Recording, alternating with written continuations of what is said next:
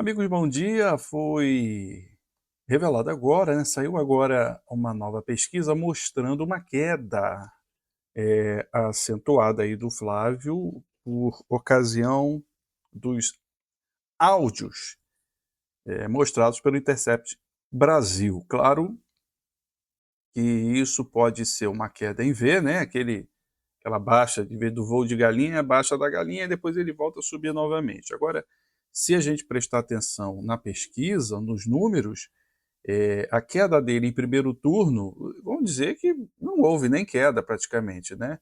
É de 35,6, olha aqui, contra 36,1. Era 36,1, foi para 35. Já Lula de 38 foi para 42. Isso pode ser o quê? Aqueles indecisos, que são pessoas que não estão muito ligadas em política, acaba que eles são indecisos, ouvem essas notícias e acaba pensando assim, não, tudo bem, vou para o Lula, né? Saiu essa notícia do Flávio aí, etc. E não estão muito ligados na política, nem o que acontece, nem na explicação, nem na justificativa, não estou ligando absolutamente nada. Estou ligado no agora. Agora, o que influencia muito também é a rejeição. Então, pode ser que a rejeição ao Lula tenha diminuído. Vamos avaliar e ver o que aconteceu. Pesquisa fresquinha, pesquisa eleitoral, agora, que saiu agora há pouco, tá? A pesquisa, agora a futura Apex acabou divulgando alguns cenários pra gente. Tenho aqui na tela para vocês, já está lá no nosso site, na aba de política. Vou até abrir aqui. O primeiro turno, tá? No primeiro turno, essa Bom, meu pesquisa amigo, tá aponta devagar o rapaz aí. os seguintes números. O presidente Luiz Inácio Lula da Silva, do Partido dos Trabalhadores, liderando as intenções de votos. Então vamos aos números aqui. Está aqui aparecendo no telão. No primeiro cenário, Lula aparece à frente com 42,7% e Flávio Bolsonaro com 35,6%. Isso no primeiro turno, tá? Inclusive, o ex-governador, a pesquisa ainda segue, Romeu Zema, do Novo, e Ronaldo Caiado. É aquela história, né, gente? O primeiro turno, os números de primeiro turno não quer dizer muita coisa, justamente porque os votos estão muito fragmentados. Então você tem o Romeu Zema, você tem Branco, você tem Ronaldo Caiado, você tem Renan Santos agora, você tem Cabo Daciolo, você tem não sei o que, não sei o que. Então os números estão fragmentados. Por quê? Candidato da esquerda você tem um, é o Lula. Então todos os votos estão com ele. Candidato de direita você tem um monte. Aí eles vão se fragmentando. O que importa mesmo é o número do segundo turno. O que está acontecendo no segundo turno? É aí que a gente vai conseguir ter uma visão melhor do cenário. Do PSD, está aí aparecendo na tela para vocês, somaram 3,9% e 3,3%, respectivamente. Renan Santos, do Missão, registra 1,7% e, na sequência, temos o deputado Cabo Daciolo, do Mobiliza, com 1%. Já o professor... É interessante porque assim, o Aldo Rebelo está fazendo um carnaval por conta do ex-ministro do STF, Joaquim Barbosa. E o Aldo Rebelo está por último, 0,4%. Na frente dele vem Augusto Cury e Cabo Daciolo. O cara pede para Cabo Daciolo e está fazendo questão lá de ter a pré-candidatura validada ao invés do ex-ministro do STF. Augusto Cury, do Avante, registrou 0,9% e o ex-ministro Aldo Rebelo, do Democracia Cristã, com 0,4%. A pesquisa também trouxe 7,8% de pessoas que foram entrevistadas dizendo que não votariam em ninguém, ou votariam branco, ou então nulo. Outros números que a gente tem, outros 2,8% não sabem ou então não responderam, seguem indecisos também. Agora a gente tem o segundo turno. Deixa eu colocar aqui para vocês, está aparecendo aqui no telão. Segundo turno, portanto, dessa mesma pesquisa, Lula mantém a liderança. É isso que importa. Contra o senador Flávio Bolsonaro. Está aqui na tela, está no site também, na aba de política. O presidente Lula aparece com 47,7% contra os 42,2% de Flávio Bolsonaro.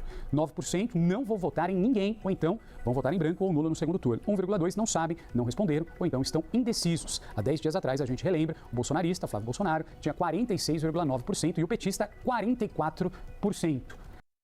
Agora sim, agora é uma análise mais relevante. Flávio tinha 46%, hoje tem 42%. Então a queda não foi pequena, a queda foi muito grande. Muito disso a gente pode ver que é um efeito passageiro. Pode ser que daqui a pouco, conforme vá surgindo mais escândalo, gente, porque, por exemplo, já surgiu o escândalo da Deolane, né?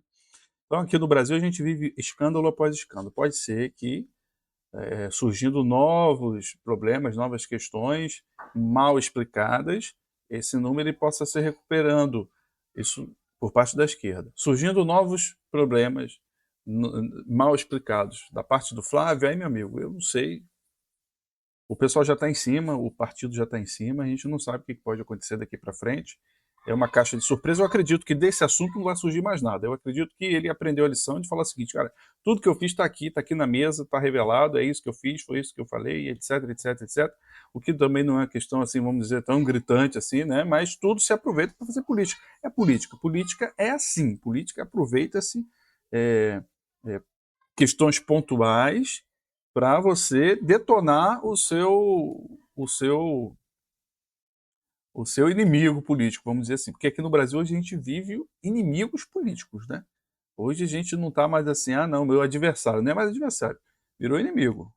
Theo Cury já está aqui comigo para a gente analisar um pouquinho dessa intenção de voto, desse registro da pesquisa de primeiro e segundo turno. E a gente já começa a entender, Theo, um pouquinho dos reflexos, né, dos áudios que foram divulgados, dessa relação, talvez, né, de Daniel Vorcaro com Flávio. Isso fez com que a margem de Lula aumentasse. Pelo contrário, inclusive ele voltou a passar, né, ficar na frente no segundo turno. Pois é, e não é só essa pesquisa que tem revelado esse descolamento e esse avanço. Então, no final das contas, alguns dos pontos importantes, a pesquisa Apenas um adendo ao brinco do rapaz aí. Mostra, entre outras coisas, que na espontânea o presidente Lula tem 38%, Flávio tem 25%, e o não sei, não responderam ou estão indecisos, somam 20%, que mostra que... Gente, 20% de não sei, não responderam indecisos. São esses. Lula já tem a turma dele, Flávio já tem a turma dele. Isso aí ninguém mexe. Tá? Não adianta que você fale. Quem já vai, quem já segue, quem tem aquilo no coração, na alma, segue e vota de qualquer maneira. Quem você tem que convencer? Os 20%.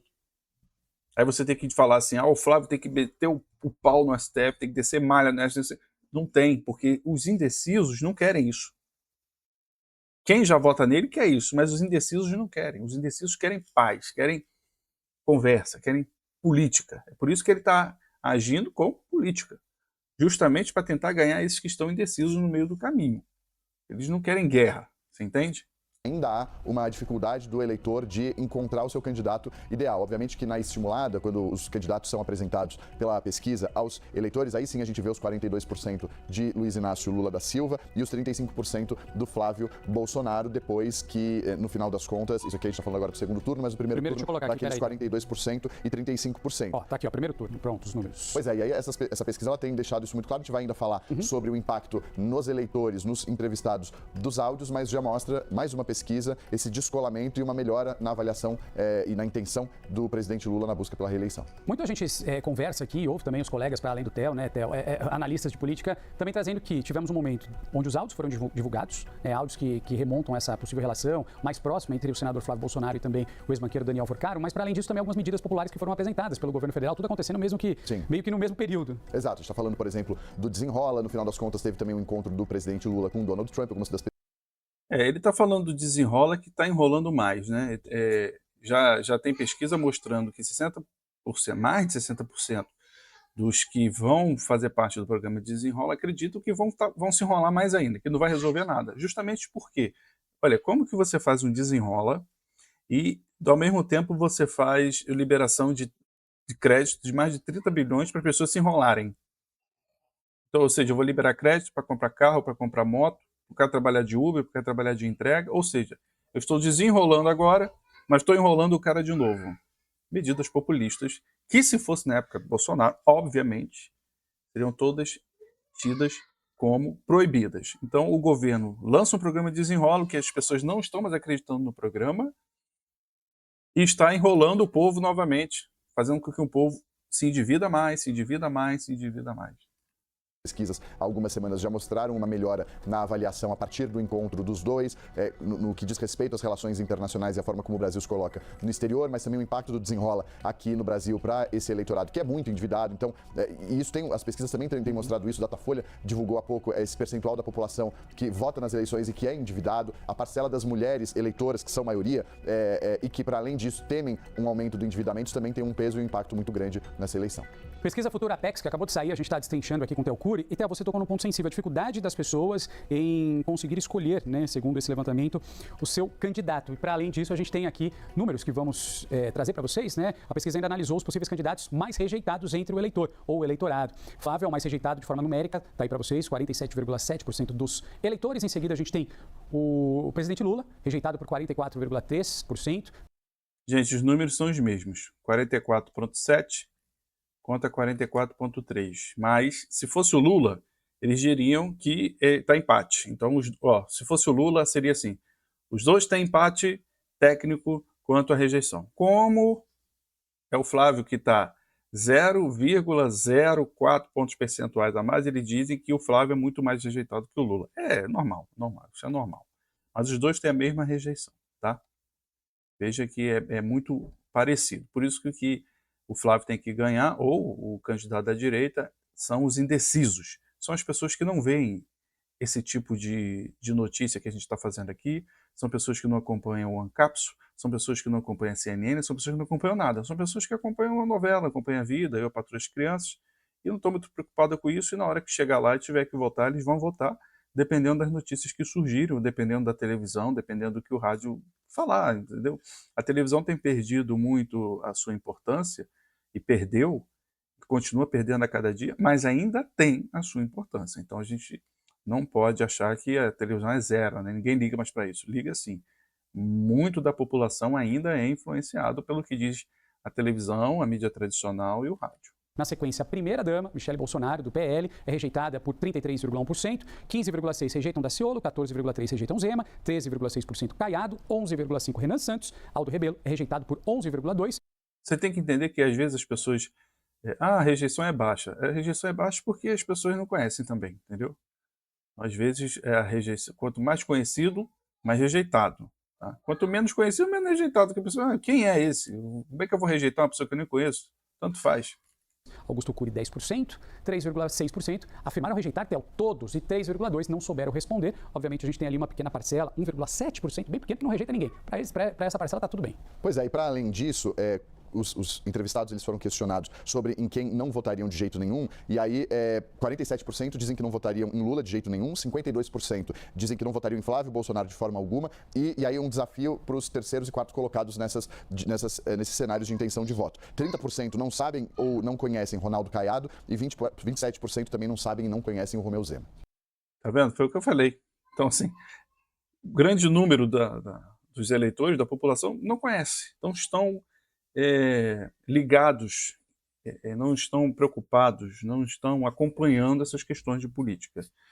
Nós que acompanhamos somos uma bolha, como aqueles que não acompanham também são uma bolha. Então está aí a pesquisa futura, o Flávio deu uma queda grande, a rejeição empatada, vamos ver como vão ser os próximos passos. De qualquer forma, os outros candidatos continuam sem fazer a menor diferença, o Caiado, o Zema nem sobe nem desce, o Zema ficou ali agora entre a briga do STF e a briga com o bolsonarismo. Eu acho que ele mesmo se destruiu e, pelo visto, ou vai ser o Flávio ou alguém indicado pelo Bolsonaro. Não tem mais o que fazer, né? O Caiado não vai ser, o Zema não vai ser, pode ser que seja a Michele.